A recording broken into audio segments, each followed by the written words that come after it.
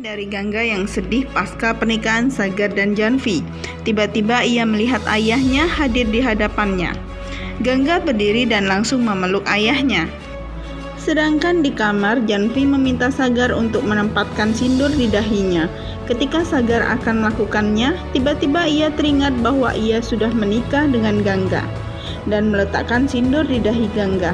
Janvi berkata, "Ayah Sagar, letakkanlah sindur di dahiku." Sagar mengatakan, "Tidak. Apa yang saya lakukan ini?" Sagar keluar dari kamarnya dan memanggil-manggil Gangga. Gangga sedang duduk. Ia mendengar Sagar memanggilnya.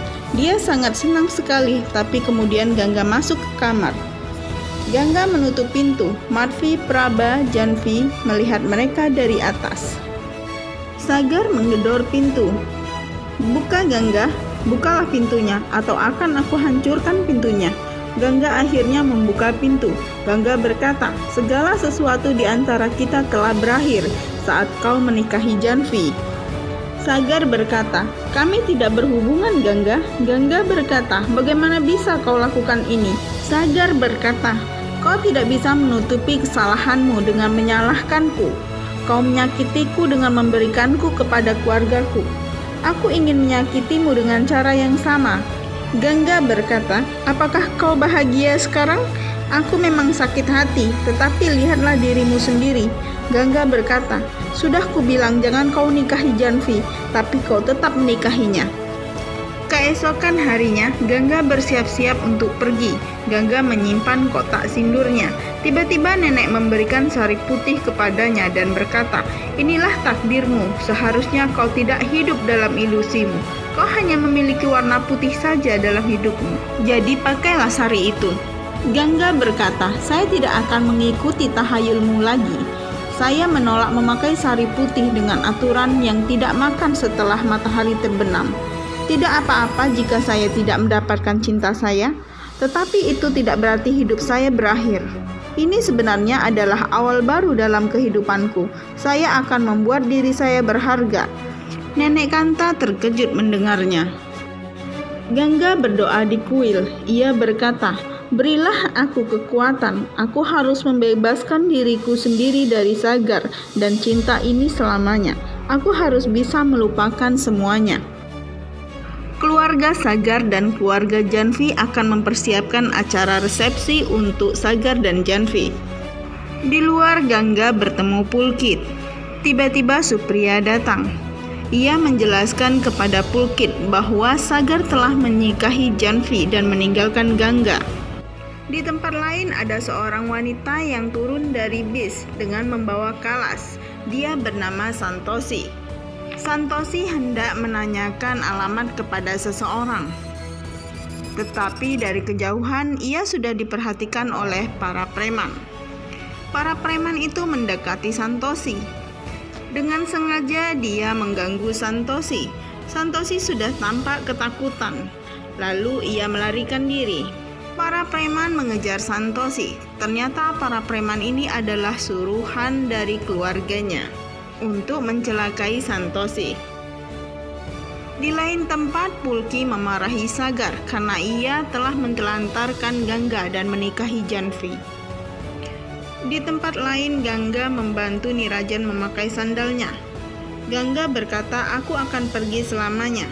Nirajan berkata, "Aku tidak memintamu untuk meninggalkan rumah ini." Gangga berkata, "Saya tidak punya hak lagi untuk tinggal di sini. Saya akan pergi." Gangga menyentuh kakinya dan meminta berkat kepada Nirajan.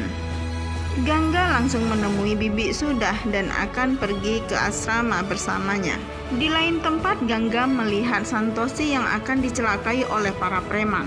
Ia membantu Santosi. Santosi dan Gangga bekerja sama untuk melawan mereka. Santosi tampak ketakutan. Mereka berdua saling berbicara. Gangga melihat sindur di dahi Santosi dan bertanya, "Di mana suamimu?" Santosi juga bertanya, "Di manakah suamimu?" Kedua wanita itu memahami masalah yang sedang dihadapi oleh satu sama lain. Pada saat mereka dikejar-kejar oleh preman, Gangga melihat Sagar dipukuli oleh orang-orang. Sagar kesakitan.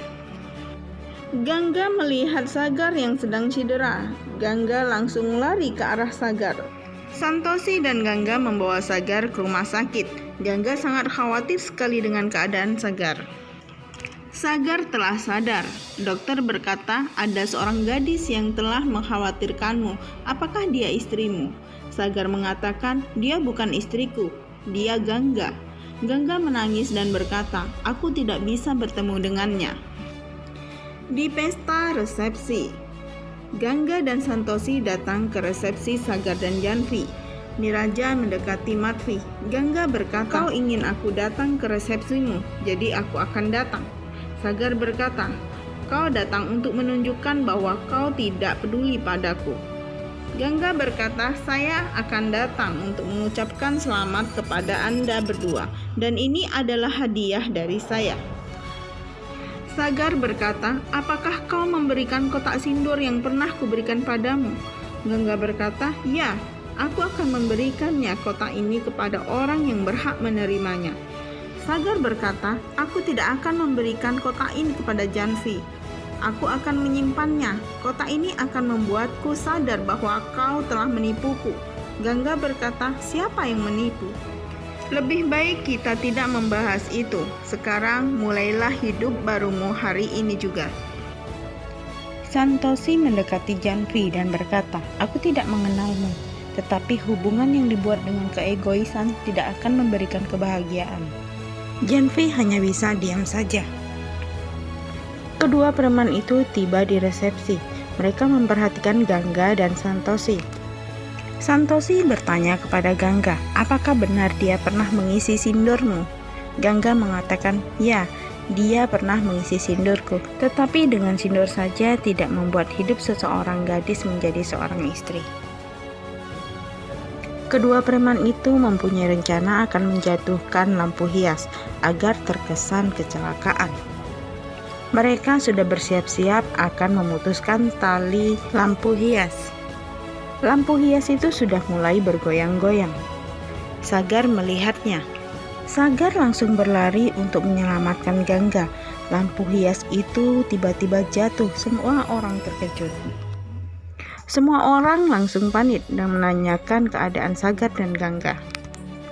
Tiba-tiba para preman itu menangkap Santosi. Gangga dan Pulkit mencarinya. Santosi dibawa keluar oleh para preman itu. Gangga dan Pulkit masih mencarinya. Tiba-tiba ada suara tembakan. Gangga dan Pulkit mendengar suara tembakan itu.